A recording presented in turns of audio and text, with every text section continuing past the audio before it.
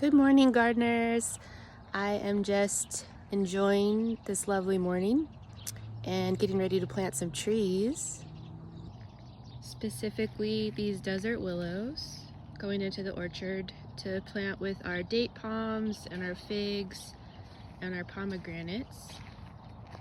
And before I plant them, I usually soak the general area they're going in, and I fill up the hole several times with water and let it drain. This helps me get an idea of how fast it's draining, and also just helps the tree better establish because the roots will chase that water down and go deep versus staying up shallow. So it's a great way to just give the tree a good start. Getting more rosemary planted in the orchard. It's great as a nurse plant. It's super heat and cold tolerant, obviously delicious, but it also is a pest repellent. So it's great for us to have around our ducks and our chickens.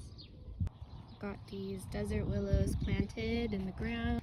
It's a really nice idea to plant flowering shade trees in between your fruiting trees.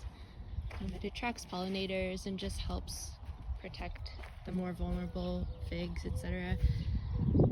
Here's a newly planted fig. Super happy already. And just something I see a lot of people do is plant their trees a little too deeply. If you do a berm, it could just be too deep and the soil will collect around the trunk of the tree. This will stunt the growth and possibly rot the tree. So you really want to, here's a good example of a fig that was planted too deep. So you really want to go around and check your trees and make sure that the root flare is right at the surface, right where you start to see the roots fan out. And this fig's not grafted, but if you're doing stone fruit or a grafted type tree, you want to put the graft towards the north. This will just help prevent sun scald and just protect it from the intense desert sun and heat.